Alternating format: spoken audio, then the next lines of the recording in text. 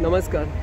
मुंबईमध्ये अनंत चतुर्थीच्या दिवशी जे गणेशोत्सव मंडळांचे मूर्त्या असतात, गणेशाच्या मूर्त्या, त्यांचं विसर्जन करायला धामधुमीने मोठे मोठे डीजे आणि सगळं काय लावून मंडळी उत्साहामध्ये विसर्जनाच्या मार्गाकडे निघतात. त्यावेळेला मिरवणुका, त्याच्यामधनं ट्रॅफिक जॅम आणि जे काही ध्वनी प्रदूषण होतं ते सरासरी सगळीकडे सारखं चढाओढ असते. एक प्रकारे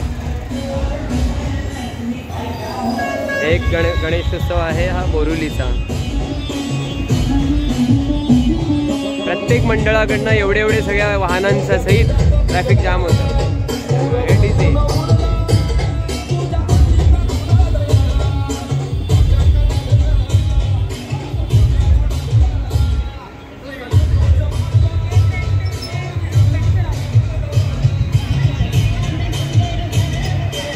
बाप्पांची मूर्ती काहीतरी थोड्या प्रमाणामध्ये मर्यादित आहे उंची, पण काही ठिकाणी जे महाराज, राजे, सम्राट हे त्या मंडळांचे आहेत ना, हे जणू काही स्पर्धाच लावलेली असते.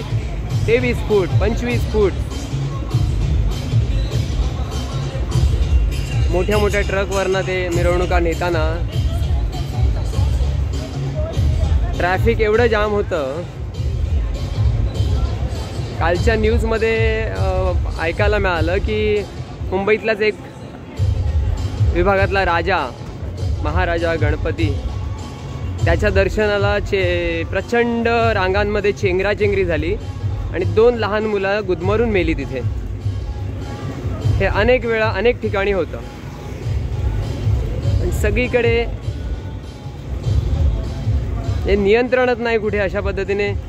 आणि कायद्याचे संरक्षक असतात, त्यांचे पण काही अंशी हात बांधलेले असतात, काही करू शकत नाही. गप्पणी फक्त संरक्षणाकडे बघायचं. भक्ती प्रचंड आता पुढे बघायला मिळेल आपल्याला. प्रचंड उधाण आलंय भक्तीला. पण त्या भक्तीमधनं प्राप्ती काय व्हावी? सरासरी संत महात्म्यांनी ग्रंथांमध्ये लिहून ठेवलं की भक्ती योगे ज्ञान, वैराग्य आणि सामर्थ्य मिळायला पाहिजे, तर ती भक्ती श्रेष्ठ. या अशा भक्त्यांमध्ये प्रचंड खर्च केला जातो, प्रचंड रोषणाई, प्रचंड जिकडे तिकडे डीजे, त्याचे कॉम्पिटिशन, कर्णकर्कश आवाज एवढे की कानाचे पडदे फाटावेत एखाद्या कमजोर व्यक्तीच्या. प्रत्येक रस्ती या मिरवणुका आहेत. भक्ती करायला पाहिजे. भक्ती अगदी आदराने, श्रद्धेने, मोठ्या दिमाखात करायला पाहिजे. पण त्या भक्तीचं कुठेतरी अतिरेक होतोय, ज्याच्यातनं फक्त अज्ञान, शोबाजी, चढाओढ आणि स्पर्धाच दिसते. तिथे ज्ञान, वैराग्य आणि सामर्थ्य हे नाही बघायला मिळत.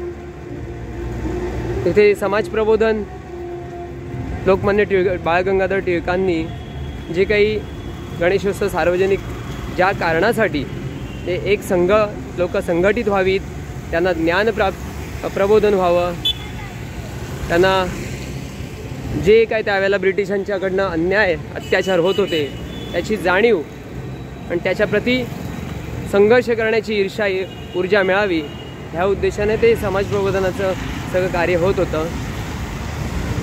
छत्रपती शिवाजी महाराजांच्या काळामध्ये जी काय परिस्थिती होती महाराष्ट्रात, देशात, तिथे कुठेतरी जनजागृती होऊन देवादिकांचा आदर, तिथे भक्तिभाव वाढीस लागावा म्हणून संतांनी आणि शिवरायांनी, समर्थांनी खूप प्रयत्न केले. त्या अनुषंगाने भक्त्या होतात. सगळेच कोणी सगळं अतिरेक करतात असं नाही. खूप चांगले प्रबोधन करणारे, खूप चांगला समाजसेवा करणारे पण मंडळं आहेत. पण त्याच्यापेक्षा म्हणतात ना 25% हे असतील, पण 75% ठिकाणी प्रचंड आता हे विद्युत रोषणाईने प्रचंड विद्युत खर्च होते. करोडो रुपयांचा चुरा होतोय. त्यातनं प्राप्ती काय? मग ते आजारी पेशंट असोत, म्हातारे कोतारे रात्री झोपलेले असोत, काही कोणाची पर्वा नाही. आता हे बघाल आपण राजेशाही थाटामध्ये मुंबईमध्ये हे ॲडव्हर्टाईज तर आहेतच, त्यामध्ये लाखो करोडोंचा काय व्यवहार होत असेल. भक्ती कुठे आहे? आणि ती भक्तीतनं हा जो काय प्रचंड आरास आणि प्रचंड कर्णकर्कश ह्याने त्यातनं देव खुश होत असेल का? अंतरी देव प्रत्येकाच्या आहे. त्या वडीलधाऱ्यांना त्रास होईल, कोणी लहान मुलं आहेत, कोणी पेशंट आहेत हॉस्पिटलमध्ये, त्यांना काय त्याचा त्रास होईल, म्हणजे कोणाला गरज वाटत नाही त्याची काळजी घ्यायची. आता हे राजकीय पुढारी, राजकीय नेते सगळ्या पक्षांचे हे सणवार वगैरे नसेल त्यावेळेला बाबा आपण एकत्रित सगळ्या पक्षांच्या मीटिंग घेऊया, विधान भवनामध्ये काहीतरी कायदा आणूया की बाबा एक ठराविक मर्यादेमध्ये उंची ठीक आहे. गणेशच प्रचंड उंचीचे गणपती नंतर विसर्जनाच्या वेळेला किती विटंबना त्या मूर्त्यांचे होतात. देवाची विटंबना आपण करतो. आता बघाच किती ते. आणि हे तर एक बोरिवलीची झलक आहे. बहुतांशी मुंबईवर असंच सगळं आहे. मग कोणाला हॉस्पिटलमध्ये जायचं असेल, कोणाला कामावर जायचं असेल, त्यांची कोणाची पर्वा केली जात नाही. ट्रॅफिक जाम म्हणजे जाम.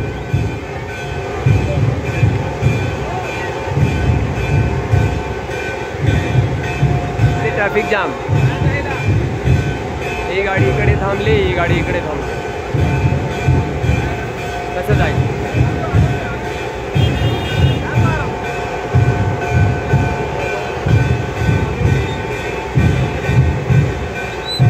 एक गणपती इकडून आला, एक गणपती तिकडून आला, ट्रॅफिक तिथल्या तिथे थांबण. प्रत्येकाचा लवाजमा बघा काय.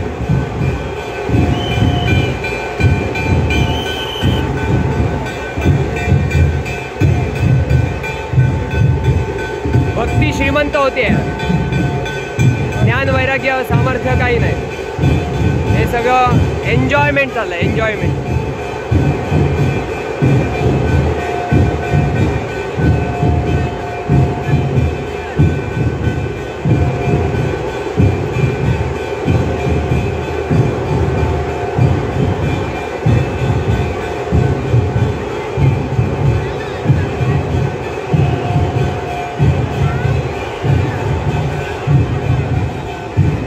हीच मूर्ती बघितलं तर प्लॅस्टर ऑफ पॅरिसची असेल.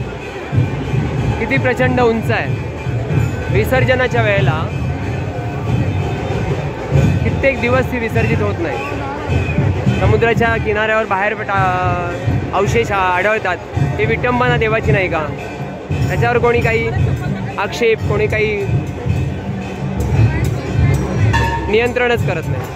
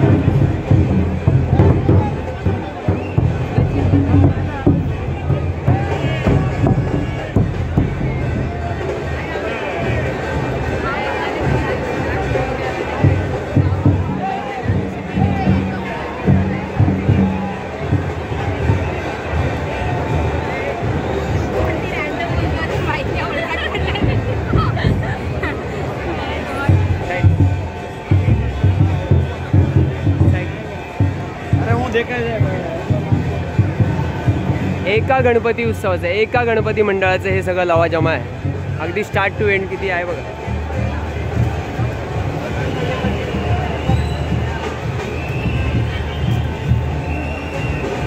हे बघ अजून लावा. त्या बसेस तिथल्या तिथे थांबल्या.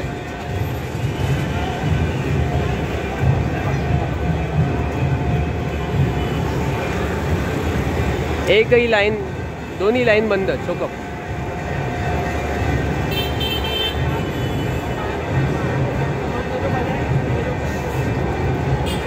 Buses stop.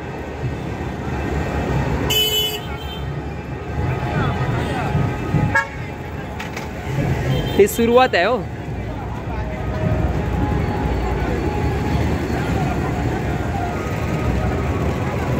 हे मान्यवर सगळे आहेत, त्यांनी कुठेतरी याच्यावर ॲक्शन नको का घ्यायला?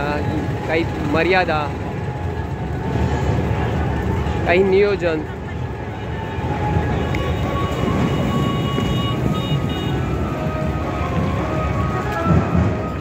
आता दुसऱ्या ठिकाणचा राजा बाहेर पडलेत.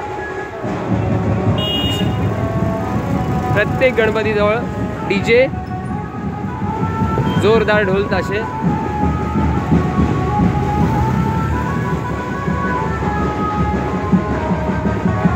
खेडोपाड्यांमध्ये, गावागावांमध्ये वीज तुटवडा असतो, कित्येक तास लाईट नसते आणि इथे पैसा मिळतोय, भरमसाठ वीज वापरली जाते.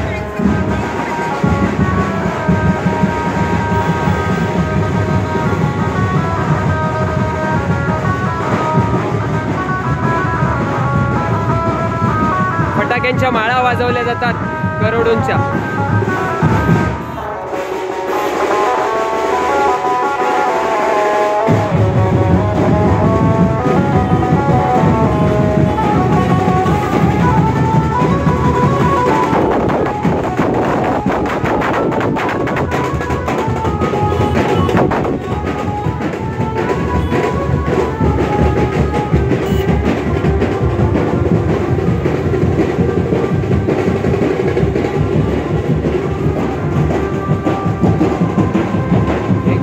मंडळाचं आहे म्हणून एवढं छोटं आहे.